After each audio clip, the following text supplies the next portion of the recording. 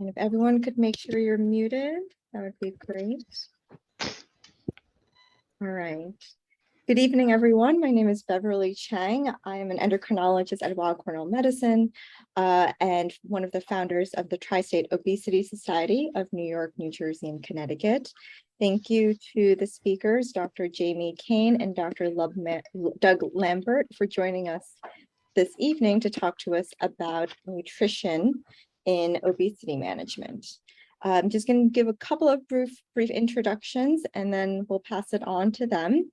So Dr. Lambert graduated from the University of Connecticut School of Medicine. He completed his residency at Montefiore Medical Center and then went on to completing fellowships in general internal medicine and obesity medicine at Northwell Health and Hofstra University.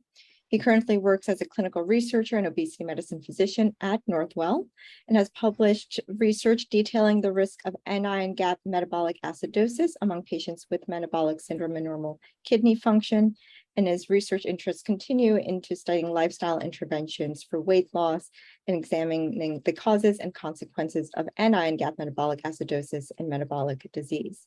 Together with Dr. Kane, Dr. Lambert has designed and is currently running a pilot study at Northwell, examining the weight loss benefits of a remotely delivered educational program promoting plant-forward dietary changes and mindfulness meditation.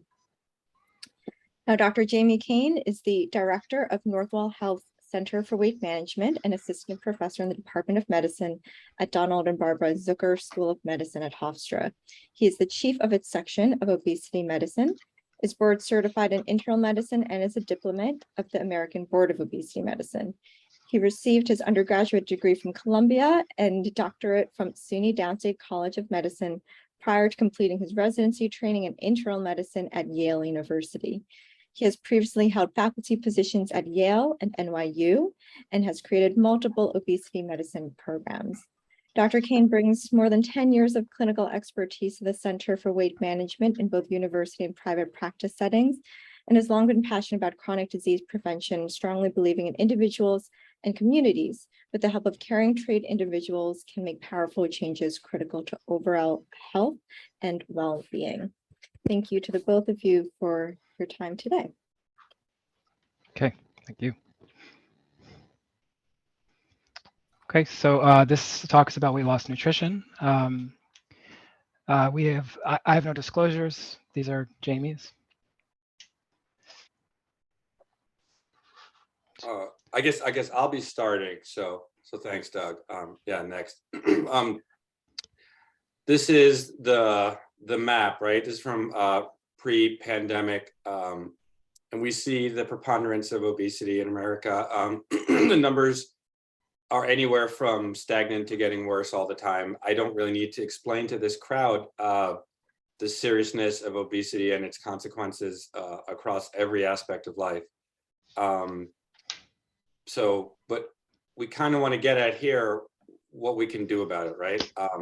I firmly believe this is a public health issue more than it is an individual physician issue, but it often lands on our doorstep. So we'd like to review the science and the evidence behind rational approach to nutrition, knowing that it's one of the major issues that we deal with. Can we get to the next slide?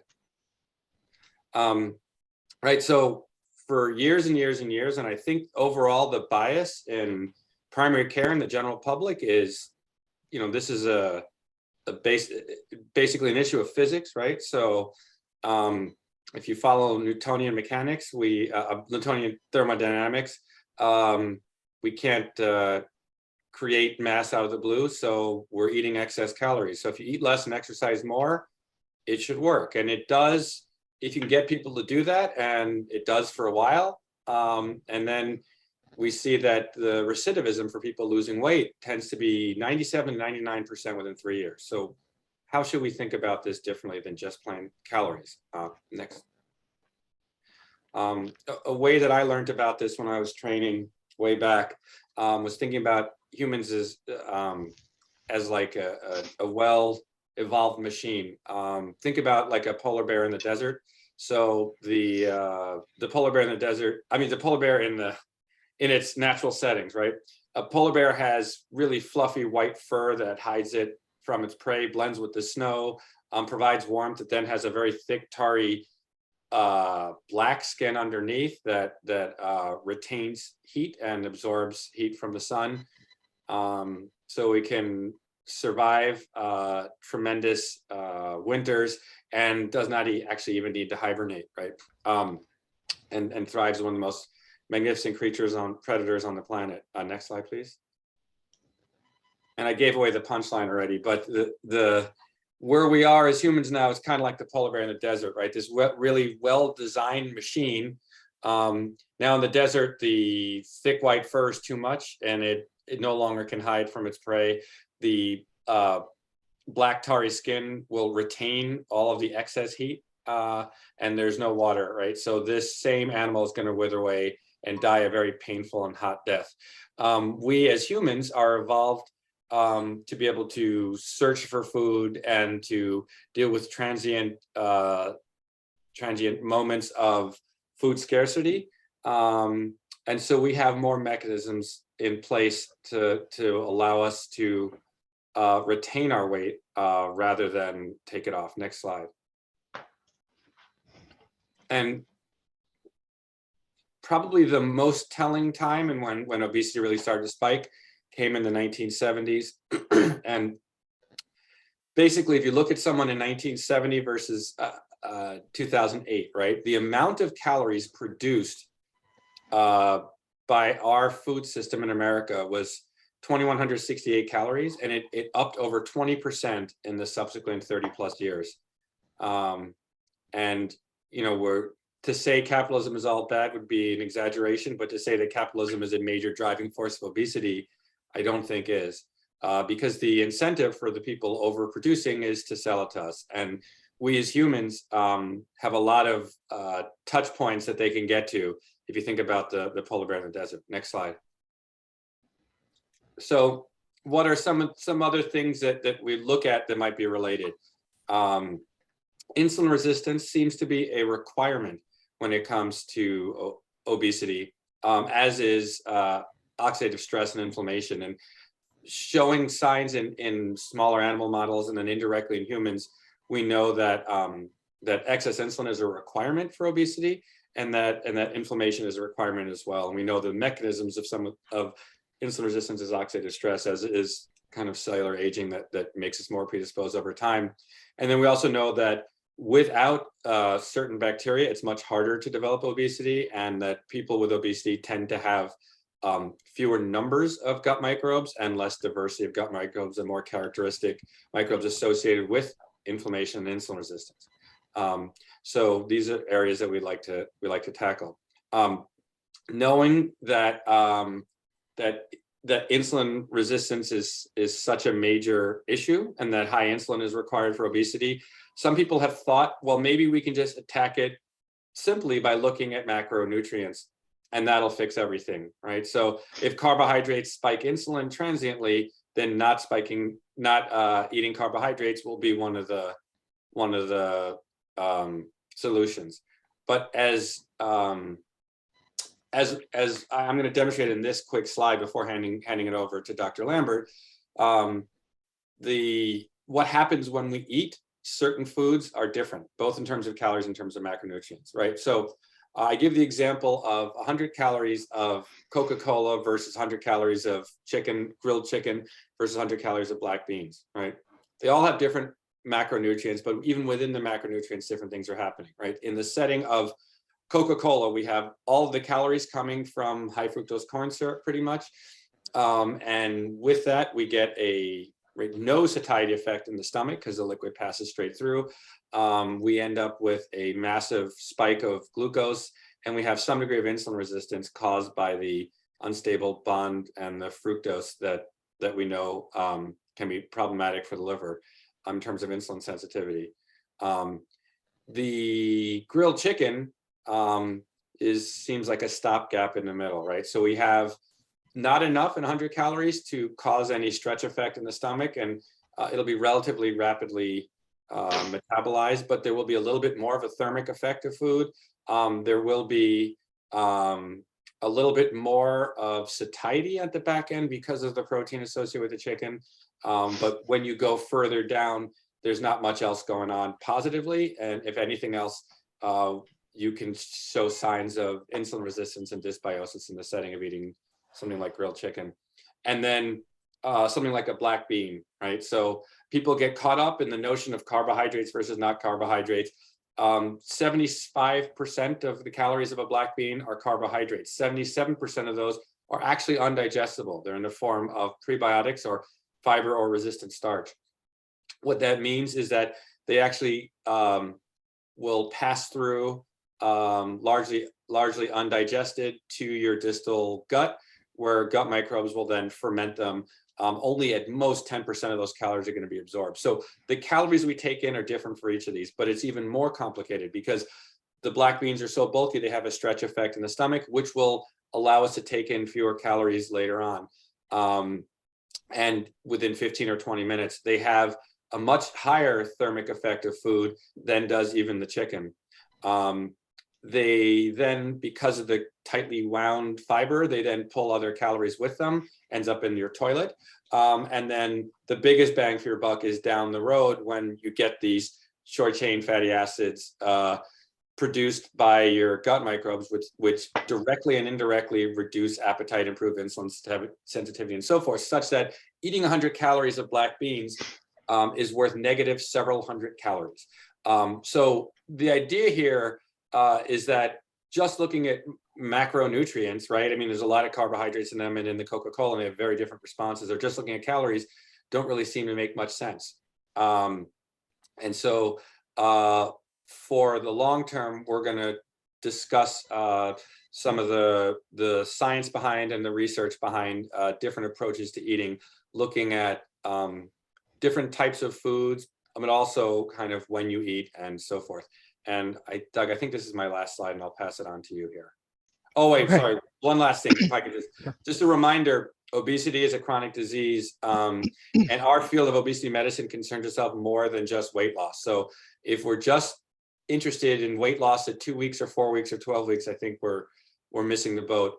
Looking at longevity and health span and comorbid conditions and pathophysiology are all part of our jobs, and that will be gone through today. Okay, thanks, Doug. Okay, thanks, Jamie. So I'm going to cover a lot of ground here, a lot of the evidence from clinical trials as well as epidemiology. I'm going to start off just briefly talking about how Paleolithic humans ate. I'll go through our guidelines. I'll go through the evidence for energy-restricted diets and ad libitum diets. I'm going to talk about the carbohydrate insulin model versus the energy balance model of diet-induced obesity. So this is something Jamie kind of touched upon here.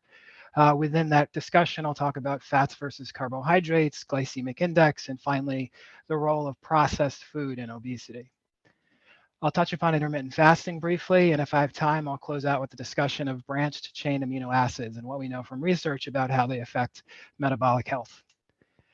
The goal for everyone would be just to summarize the evidence for calorie-restricted diets, ad libitum diets, maybe learn a thing or two about processed foods, and then summarize the evidence for intermittent fasting. So Jamie is the head of our clinic at Northwell. We have a number of practitioners, a lot of clinics now. We have a 2-year clinical research fellowship, and a whole team of nutritionists, NPs, bariatric surgeons. We currently do observational research, and we're making a move into clinical research, and that's part of my role. So the ancient human diet. So there's some really huge differences between how we ate versus how we eat. So the ancestral diet was at least, by most estimates, at least 100 grams of fiber per day. Compare that to what the ADA recommends, which is about 30 per day, and then what the average American eats, which is 15. So quite a difference. There's evidence that ancient humans ate grains and roots. A modern hunter-gatherer society, the Kane tribe in Africa, gets a lot of their energy from plants, just as an example. But for sure, our ancestors ate a lot of animal-based foods. The range of energy intake was somewhere between 30 and 80%. You compare that to what the average American eats, which is 32% from animal protein and fat, and actually we're kind of on the low end in the modern era, less animal foods. However, our ancestors ate the whole animal, and they ate, so they were hunting mammals in East Africa. They ate all the fat that was in the animal. It was very, of course, energy rich and made the hunt worthwhile. But some key differences here is that the fat profile, based on research that's been done, is it's very different from what we probably eat now. It's far more unsaturated fat that we'd get from animals. The fat profile of ancient mammals was much more like the fat that's in plants and fish. And actually, the what's in a wild animal muscle versus what's in grain-fed steer is quite different. The fat in grain-fed steer, the stuff that everyone eats here in America, is about double what would be in a wild animal, and the fat profile is different. There's a lot more saturated fat, so that's a key difference. Ancient humans were very active. By some estimates, at least what would be an hour and a half of running per day, or maybe 3 hours of walking, which is really stunning. Needless to say, we don't do this in the modern era.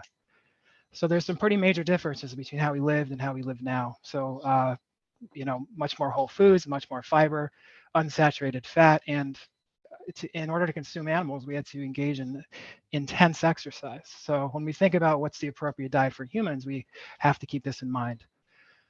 So our guidelines. So just for healthy eating in general, for preventing coronary disease, the AHA and the ACC recommend, of course, eating plenty of fruits and vegetables, choose a wide variety, choose whole grains, choose mostly protein from plants is what they recommend now, which is pretty strongly worded.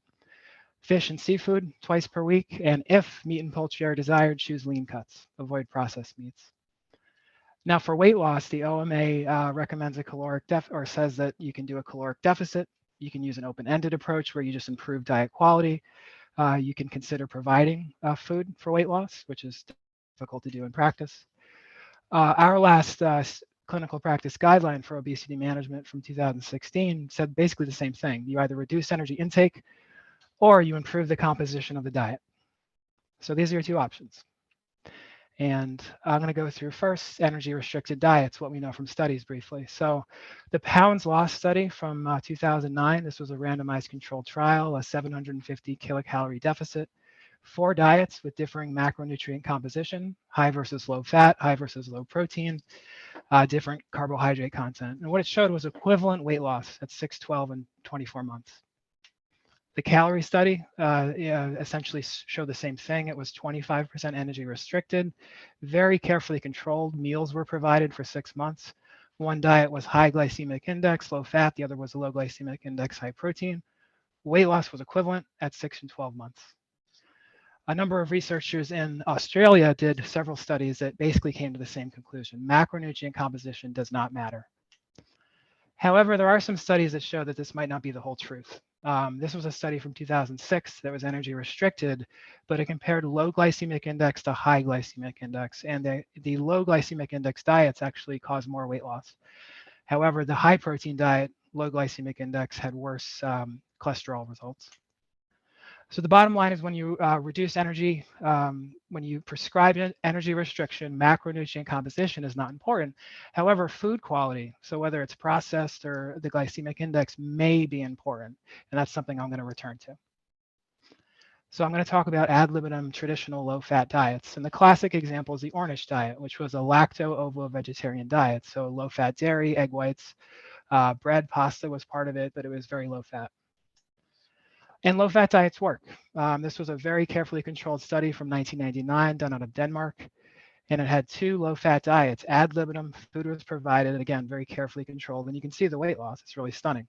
And so this study concluded higher protein was superior to a diet that was most likely more processed carbohydrates at 6 months, but there was no difference at 12 months.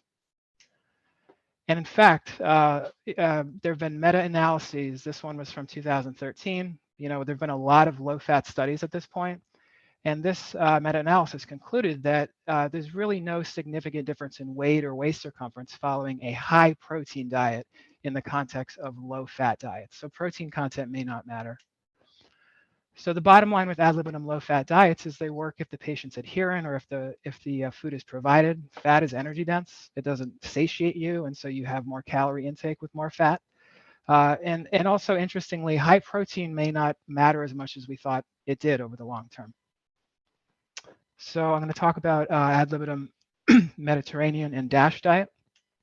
So the DASH diet was famous from the DASH study in the New England Journal from 1997. It's essentially a sort of a low-fat, relatively unprocessed diet, low in salt, high in fruits and vegetables, healthier animal protein sources.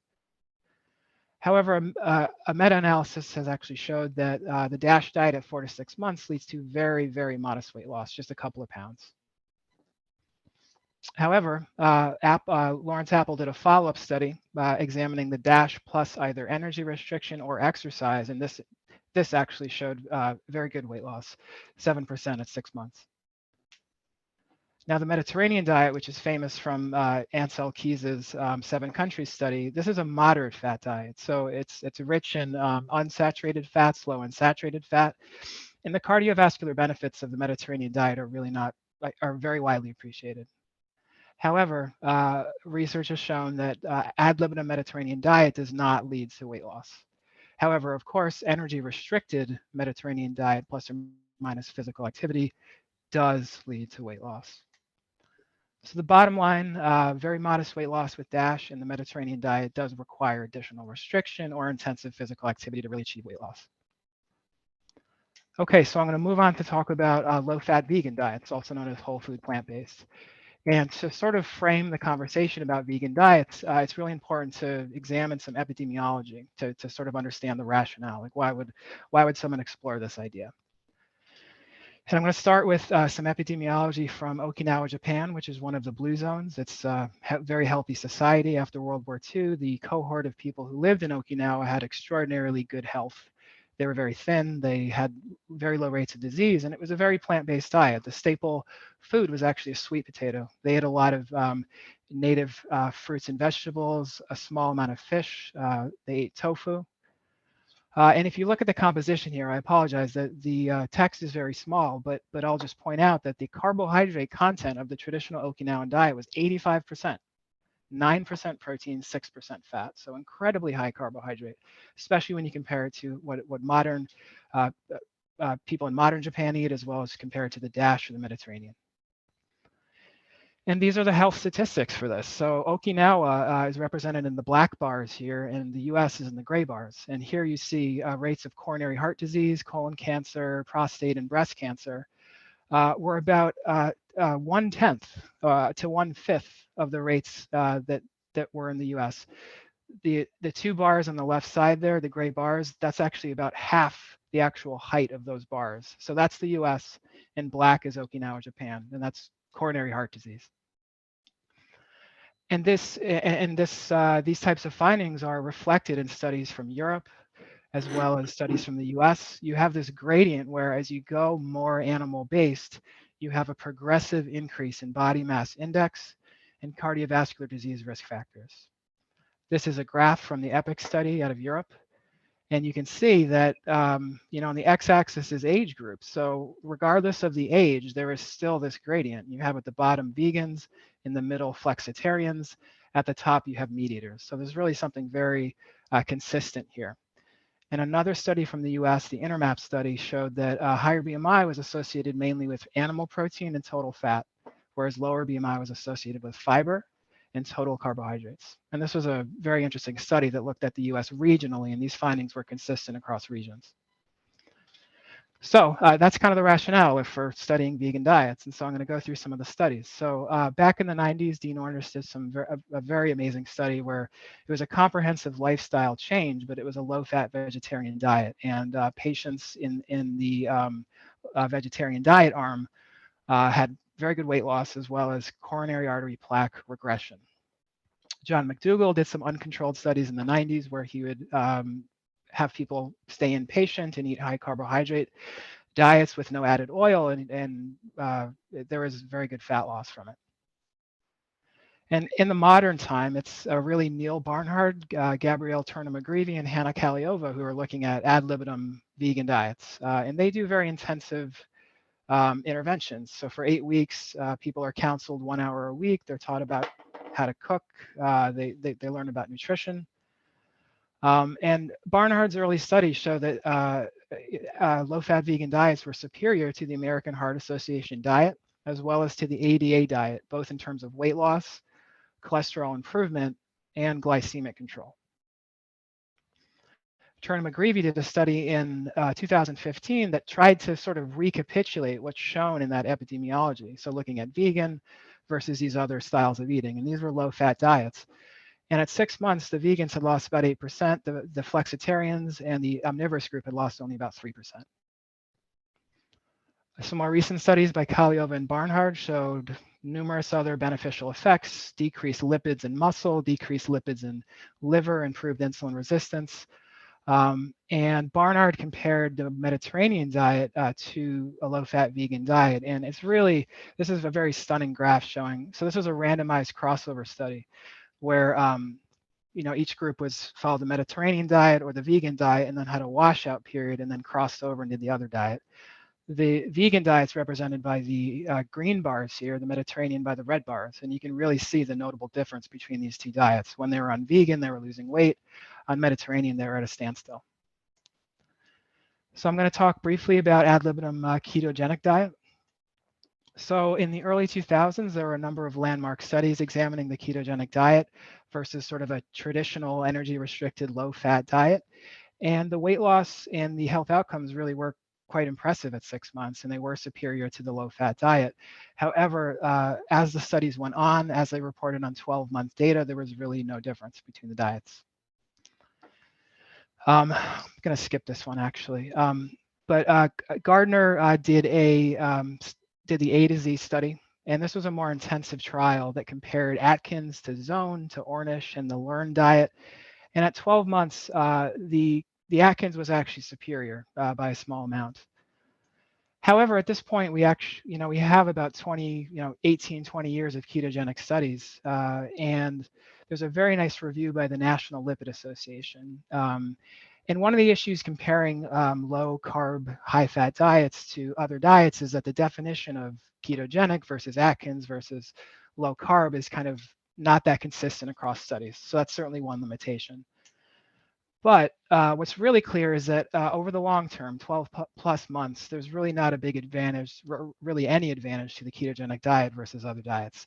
The middle column here is the weighted mean difference from all of these meta-analyses. And as you can see, low fat compared to vegan, or low fat compared to ketogenic, there's really not much difference. So the benefits, though, of ketogenic are a nice increase in HDL, triglyceride reduction, and really impressive reduction in diabetes medications. However, it's important to talk about what happens early on in the ketogenic diet. So Kevin Hall, who's a really great researcher I'm going to talk more about, did an inpatient randomized controlled trial at the NIH that examined low-fat vegan versus ketogenic. And these diets were matched for protein. So these people stayed in the hospital. They were given all their foods, and Hall's team did a number of measurements to see what these diets did. And for one thing, the calorie intake on the ketogenic diet was actually greater during the first 2 weeks compared to the low-fat vegan diet. Another key finding was that fat-free mass loss and there was greater fat-free mass loss and a negative nitrogen balance on the ketogenic, but not on the low-fat vegan diet. And so essentially, the people on ketogenic were losing mainly water and muscle during the first 2 weeks. And there was actually greater, despite the fact that the ketogenic group lost more weight, most of that was water and protein. And the low-fat vegan diet, there was greater fat loss during the first 2 weeks. So that's just important to know about ketogenic as people are starting this diet. You may not have fat loss until about, beyond 2 weeks' time. So the bottom line with ketogenic, it's not clearly superior to traditional low-fat, although there are numerous metabolic benefits. Clearly, it must be maintained for at least 2 weeks for fat loss to begin. LDL can certainly go up, although I think that concern is overall a bit overblown. There tend to be, on average, pretty small increases. And a diet like this requires very close patient support because it's a very difficult diet to follow.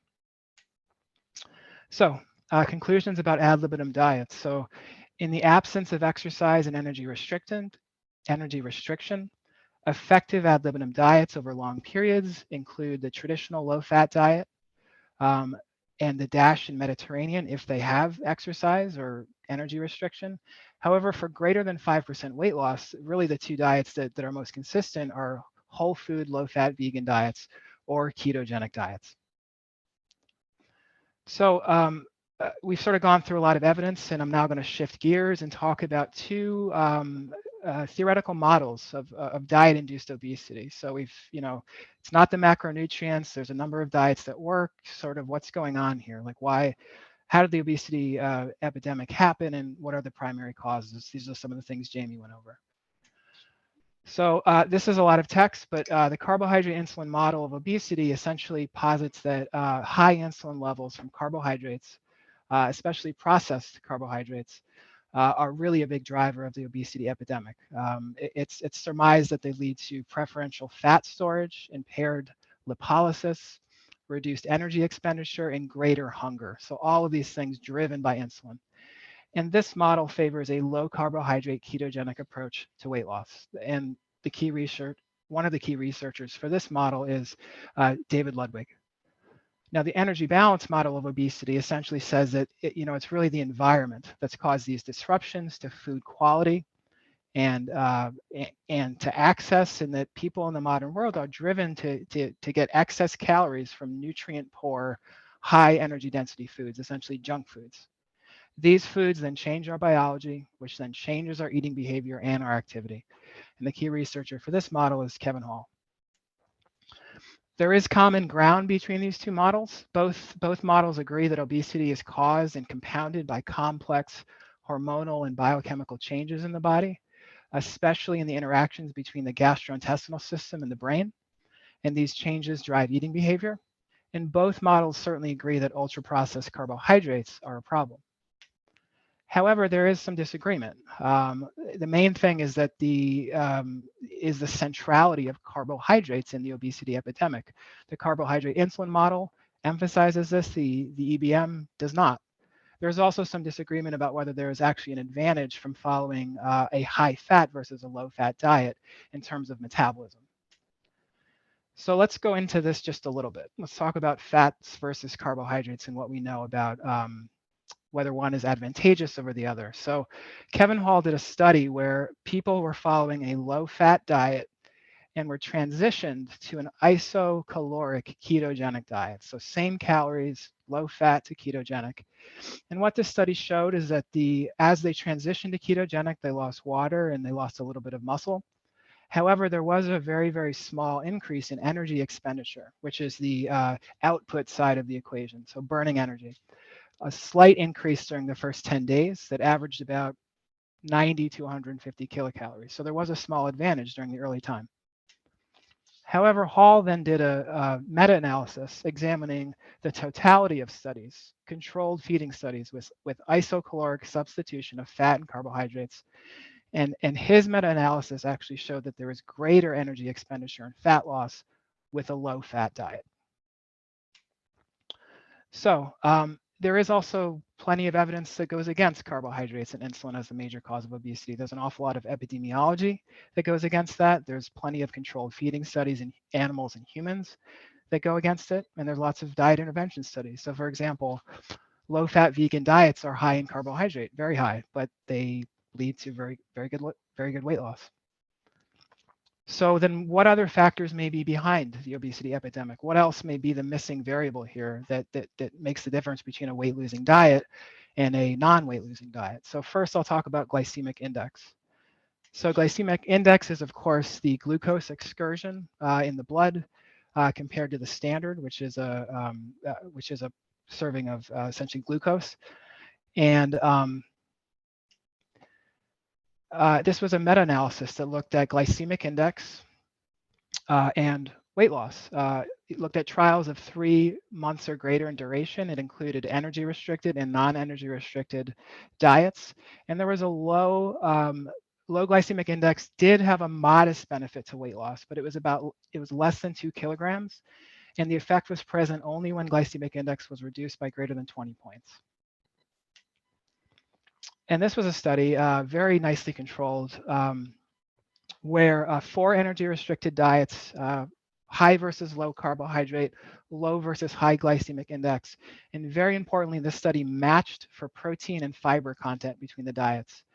carefully controlled food was provided, and this study showed that there was no difference in weight loss, metabolic adaptation, or fat-free mass preservation between the low and high glycemic index diets. So the bottom line is that glycemic index is probably not a major factor in weight loss diets, which is surprising. People think of, a diet that has white rice or other things that have a high glycemic index would be disadvantageous for weight loss. It turns out that this might not be true. So other factors include the degree of food processing, and this is a very important topic. I'm going to go into some detail. So processed foods.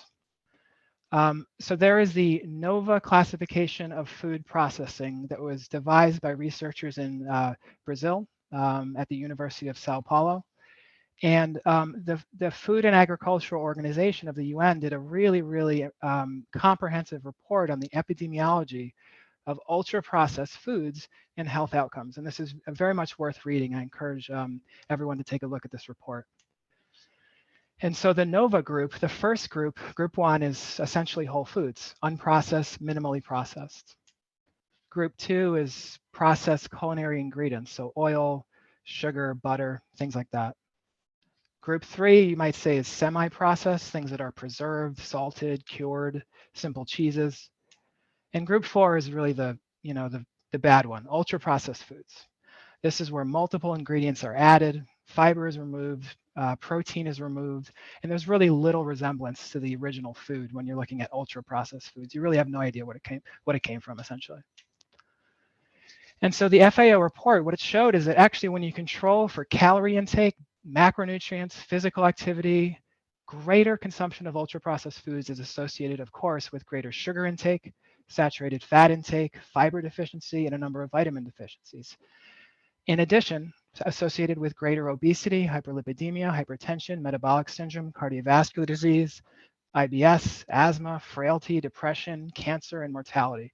It's really a fairly damning assessment of the role that ultra-processed foods play in the obesity epidemic and in health. And the FAO report mentions this study by Kevin Hall, which is a very interesting study that compared 2 diets equivalent in macronutrients, totally equivalent. One was whole foods, one was processed. And this was another inpatient study. It was a crossover trial. And what Hall's team saw was that when people were on the ultra-processed diet, they were gaining weight, and it was primarily fat weight gain. The graph on the right shows in blue the rise in fat mass during the diet. And then when they switched over to the unprocessed diet, they were losing weight consistently. This was fat weight. So regardless of the macronutrients, the highly processed diet led to fat formation. And this concept of unprocessed diets being important was also examined relatively recently in 2018 by Christopher Gardner. He did the A to Z study I mentioned earlier. So it's a very large study done out of Stanford, 609 patients. And comparing 2 ad libitum diets, one was healthy, low carbohydrate, high fat. One was healthy, low fat, high carbohydrate.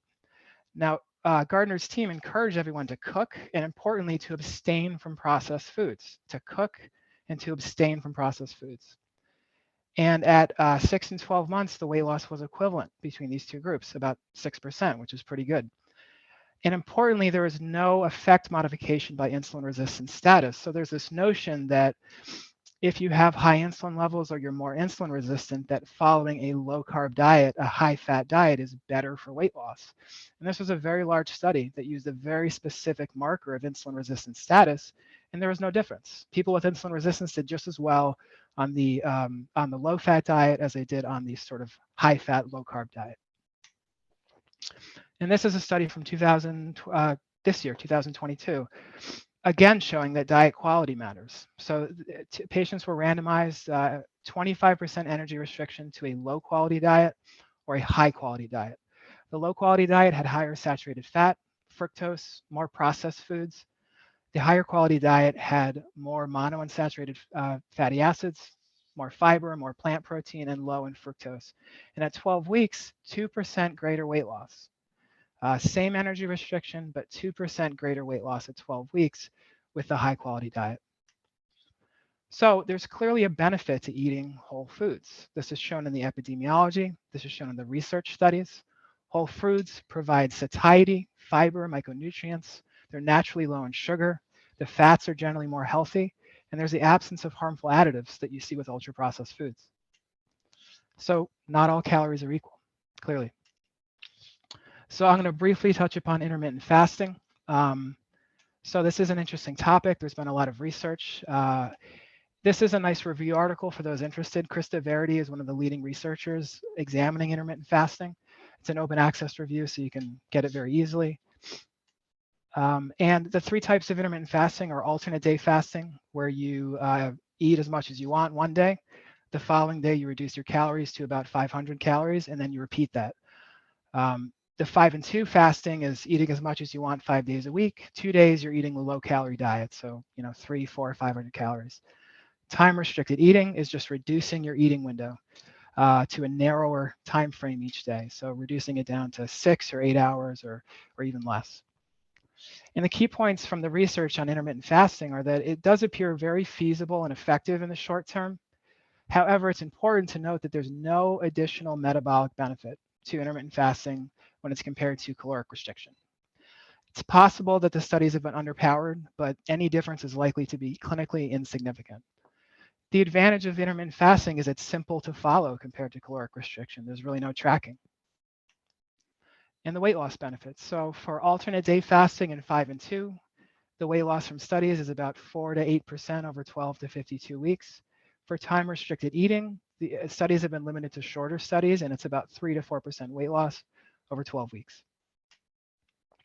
Other clinically important findings are that there's similar reductions in fat-free mass and fat mass compared to chronic caloric restriction. There was this idea that intermittent fasting had an advantage for fat-free mass, but it turns out that's not true. A major study that was in, I believe, JAMA showed that adherence to the alternate day fasting style of fasting was very poor over the long term. Patients just tended to sort of regress to some kind of average where they're essentially following just caloric restriction. And this is very interesting. 5 and 2 fasting in a number of studies has been shown to be safe and effective in type 1 and type 2 diabetes, and the weight loss is quite good, 7% at 52 weeks, which is very surprising. And this is a study I just wanted to mention. So something that has not been studied, at least in America, is periodic or longer fasting. So this study was done in Germany, and patients were randomized to either a 5-day fast followed by the DASH diet, or just to the DASH diet. So it was examining the effect of this initial fast on subsequent health outcomes. And what it showed was greater weight loss, or really dramatic weight loss, blood pressure improvements in the group that fasted first. And if you think about it, fasting for about 5 days might lead to, say, 3 or 4 pounds of weight loss, assuming you're having about 2,000 calories a day. However, the group that fasted first and followed it with the DASH diet lost close to 10 kilograms of weight over the course of this 6-month study. The group that didn't fast and just ate the DASH diet lost no weight. So I think this study is very interesting. It sort of introduces this potential where you could do prolonged fasting followed by dietary improvement. Perhaps this offers sort of a metabolic resetting. There's evidence of gut microbiome improvement, improved mitochondrial function, and insulin sensitivity in fat tissue, and sustained reductions in blood pressure and cholesterol. There's a number of studies that have shown that. Okay, so I'm going to finish by talking about kind of an emerging area of research in nutrition, and this is branched chain amino acids. So branched chain amino acids include leucine, isoleucine, and valine. They are rich in animal protein. The abbreviation I'll use is BCAA. And so maybe this, could it be that branched chain amino acids are one of the explanations for why there's this difference between vegans and meat eaters? So as I said, branched chain amino acids are rich in animal sources, so certainly meat and fish, but also dairy and eggs. And it was really the observational research that led to the interest in examining these amino acids clinically. So key findings from observational research: higher BCAA levels serum BCAA levels are higher in obesity and metabolic disease. they're highly, highly associated with insulin resistance. A number of researchers have underlined that they are the most specific marker of insulin resistance beyond any other measure. Higher BCA levels are also associated with subsequent type 2 diabetes development, so there's a prospective association there. And it's also true that the gut microbiome in obesity produces these amino acids and kicks them into the serum. So the question is, could these also be a cause of insulin resistance? So most of the research has been preclinical in animal models. This is a really nice review article. Philip White and Christopher Newgard are two of the leading researchers looking at this. And I'm just going to highlight two studies and then we'll wrap up. One showed this was an animal study looking at rats. The rats were randomized to standard chow diet, a high-fat diet, or a high-fat diet supplemented with branched-chain amino acids. And what they saw is that the branched-chain amino acid group developed insulin resistance. However, they gained less weight than the high-fat group. So what you saw was the addition of branched-chain amino acids, less weight gain, equivalent insulin resistance. And I think the research is sort of uncovering how this, high amounts of fat and branched chain amino acids present kind of a metabolic overload to the body. What happens is the BCAAs seem to clog up the machinery and cause abnormal oxidation of fats.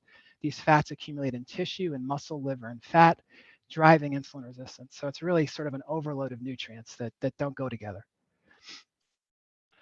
This was another study that examined the effect of fructose on branched chain amino acid metabolism. And this was another animal study. And the finding was that fructose actually impairs branched chain amino acid metabolism, causes them to stick around for longer. So, to me, the implication is that fat plus animal protein plus sugar may be the ultimate insulin resistance promoting combination. And this, of course, makes me think of fast food, getting a soda and a burger and, fries and sweet ketchup, sweet, General Tso's chicken, Korean barbecue, classic American barbecue, you name it. Big driver, potentially these studies really clarify why these are big drivers of insulin resistance and obesity. Okay, so conclusions about nutrition and weight loss. It's clear, I believe, that there's no place for ultra-processed food in anyone's diet, at least in not any significant amount. I mean, the evidence is fairly damning. This is a huge factor in nutrition. And I spend a lot of time talking to my patients about just getting off of processed foods. There's a lot of stuff that's marketed like it's good for weight loss, it's low calorie, it's only 100 calories, whatever. Bottom line is these foods just do a number on our bodies and they don't provide satiety, they don't do what real food actually does. And regarding carbohydrates, I just don't think the evidence supports that carbohydrates, writ large, are the cause of obesity. I think it's really just ultra-processed carbs. So I actually tell my patients, if you like whole carbohydrates, you should eat them. They're not a big problem. In fact, they may help with weight loss as long as they're whole. And in terms of vegan versus non-vegan, I think vegan's a tough sell for patients, but I do talk about animal protein reduction with all of my patients, and I really do encourage them over time as we build a relationship to really try to reduce it at least. And when you eat meals that are plant-based, it's really important to recognize that there's no protein center, there's no anchor to the meal when you eat a plant-based meal, and that can be really disorienting for people. People are like, well, where's the protein? Well, the protein is in everything. And it's really, plant-based meals are a mixture of different things. So it's something I talk about with patients also. And I believe what our patients need long-term, given what the evidence has shown, is really teaching them about nutrition and maybe nutrition science, really explaining it to them so they understand why in addition to what. I really try to persuade my patients, make really compelling arguments. But I also think this research is pointing in a very clear direction where we need to perhaps provide patients with more resources for cooking, perhaps cooking classes. And certainly diet is such a challenge. Diet change is so challenging that we need to have continual reinforcement of skills and of nutrition concepts over the long term. And I'm going to just do a brief plug. These are 3 books I've read recently. They're fantastic. I finally read Marion Nestle's Food Politics that talks about the influence of the food industry on our health guidelines. Michael Moss's Salt, Fat, and Sugar talks about the processed food industry and really just everything they do to get people addicted on their foods. And Metabolical is just a really delightful overview of medicine and processed food. And Robert Lustig's books are always really fun to read. So I encourage everyone to check these out. Okay, thank you. Any questions and comments are welcome. I also have my email here for anyone who is interested in having my slide deck.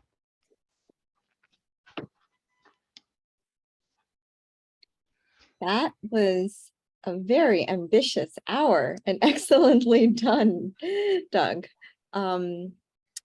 We are open for questions. Anyone is welcome to unmute themselves to ask a question, or if you wish, you can put it in the chat and I'm happy to read it out to our speakers. Lee says, nice review of the literature. Thank you. You're welcome. Thank you. I really like, Doug, that you tried to find some common ground between the energy restricted model and David Ludwig's carbohydrate insulin model. I think there's a lot of maybe somewhat artificial controversy between the two that they like to play up. Yeah, but they can actually definitely coexist. All right, we have one question coming in from the talk here. Quick question, any data on whole food plant-based diet and long-term body composition? If they are not hitting their protein goal for the day, do they lose more muscle mass long-term? So I don't think there's great data, long-term data on that. I think it's probably 3 to 6 month data if we have it. But I think it's important to note that protein is not the only thing that's important for muscle mass. Muscle actually requires insulin levels so that amino acids stay inside muscle, and there's a lot of studies that show this. So I think the idea that you need lots and lots of protein to maintain muscle mass may, not be true. I think it's more likely that a balanced diet, is really more important. It's also true that Americans get, about twice as much protein as we need each day. The average, I think, is 1.2 grams per kilogram. We need about 0.66. Also, we can say that anecdotally, and I can't tell you how many patients have done whole food plant-based over the years. Generally speaking, on our bioelectric impedance, there tends to be a higher ratio of fat that is lost compared to anything else. But it should be noted that if you're looking at just plain lean mass, creatine, whereas there's the big loss of glycogen and the high protein, low carbohydrate diets that make it look like you're losing more weight. In someone who's whole food plant-based, they're eating very little creatine, and that could be worth 5 or 10 pounds over the long term. So it might look less, but that muscle function does not get worse. All right, we have a couple of questions here and a couple of minutes here. What is your opinion on artificial sweeteners affecting gut health? Insulin? Yeah, I mean, it's not something I've read everything about. I think we know clearly that, in population studies, artificial sweeteners are actually associated with greater obesity and health issues. There have been studies looking at the gut microbiome. I don't have anything on hand to tell you about it. But there also have been studies that have looked at the effect of artificial sweeteners on insulin resistance, and there does seem to be some effect, a negative effect, a deleterious effect on insulin sensitivity, and also eating behavior. Artificial sweeteners seem to trigger some of the same pathways as sugar and perhaps kind of drive the same problem. Any thoughts of holding the food industry accountable, similar to the tobacco industry? Yeah, I mean, I think there have been people talking about this for quite a long time. I think it's a tough thing because the ties between industry and our government are very deep. I encourage you, if you're interested in this, just to read Marion Nestle's book, Food Politics. Yeah, I mean, I think we're probably a long ways away from holding anyone accountable, just because the amount of sort of enmeshment between industry and our government runs very deep. Yeah. Can you comment on glycemic index versus glycemic load? And how valid is using glycemic index in research? Right. So I think there have been a number of studies that have looked at glycemic load and that effect on weight loss versus glycemic index. And there does not appear to be much of an effect of glycemic load. on whether or not you lose weight. Now, in terms of, what was the second part of that question? How valid is it using glycemic index in research?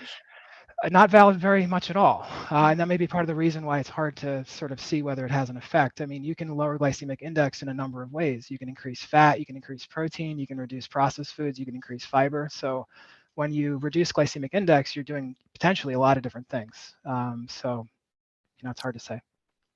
I'm going to push us a little bit after 6:30, if that's okay with you guys. Yeah. Anyone's welcome to leave. Yeah. Dr. Corner would like clarification of the statement that insulin resistance is required for obesity. Sorry, I'll clarify that. I'm sorry, you can finish the question and I want to clarify. Yeah. No, she just And I commented meant 15 to 20%, sorry. Yeah. 15 to 20% of people with obesity are shown to be insulin sensitive by many different methods, including clamp studies. So I think the proper statement that I cheated on is that I think the answer is hyperinsulinemia, which is different. Right, so it's abnormally high insulin is generally required. That's been more proven in animal models, and then in human models, I think it's more indirect by functionally lowering insulin burdens on people. My guess based on that is that if you're feeding someone a hypercaloric diet, you will get more insulin out of that. The leading cause, as you can see from the 80 to 85% of hyperinsulinemia, would be the diet on top of an existing insulin resistance. But it's clearly not 100% of people that have the actual resistance. Got it. Thank you. How successful have you been in moving patients to whole food plant-based? And what approach has been most successful that RDs or you use? It's a great question. It's not easy. I mean, the patients that can do it tend to be highly educated. They tend to be retired. They tend to know how to cook. And most don't go completely whole food plant-based. They just have a dramatic reduction in processed foods. They increase plants, they increase fiber, they try new whole grains, et cetera. And they start making plant-based meals. And, I've had patients who within a few months lose 10, 15% of their body weight right away just from those changes, and they really keep going. But there's a lot of patients who don't know how to cook. I had a patient, and it sort of made me sad when she said this. She said, I don't know how to make these foods tasty. And she said it in a way that was she really wanted to know how, but she didn't. And so I felt bad because what she needed to really do long-term to get her weight down, she didn't know how to do. So it varies. If I can get people just to start cooking again, vegetables that they're familiar with, just cooking, if they haven't been cooking in a while, starting with breakfast, starting with one meal a week. I really believe in, improving self-efficacy through small graded changes. And so that's what happens with the majority of people is I really try to boost their self-confidence, their efficacy with small goals. And I've also found, can I just add to that quickly? I've also found that there are also people that come to you with certain comorbid conditions or disease states, in particular people with active coronary disease, particularly symptomatic coronary disease, people with a recent history of breast cancer, and people with insulin-dependent diabetes, and people with certain rheumatoid conditions tend to be more motivated at the moment, given the potential for disease modification in a setting of something more aggressive. And then we also use, I in particular work a lot with a nurse practitioner who helps patients with dietary transitions. So they get a lot of face time with us to help make those transitions happen, in addition to some of our nutritionists. But that's part of what we're working on as a unit, is creating asynchronous learning opportunities for patients really to get comfortable making these transitions. One final question relates to protein intake. When counseling patients, do you tell them to aim to get 1.2 grams per kilogram per day? And is that per ideal body weight or total weight? So as far as I know, last I looked, and I haven't looked in a year or so, the evidence for higher protein and during weight loss having an advantage applies to two groups, seniors, as well as people who are doing like resistance training, essentially. For other people, I don't know if it matters that much. You know, I there think is a lot of bariatric surgical patients, it's a little trickier too. well, in bariatric surgery patients, the issue is not absorption. Actually, it's just they literally can't eat enough protein in their diet in their day to meet the requirements. The absorption actually is okay. So, but I don't know. I think people talk all the time about protein. Where am I getting my protein? Protein, protein, protein. And I kind of wonder where that message comes from. Part of me believes that some of that's from the food industry and what they've done and how they've influenced research and dietitian, you know, people, you know, influencers, you know, whatever. So I don't know. I don't really emphasize protein that much.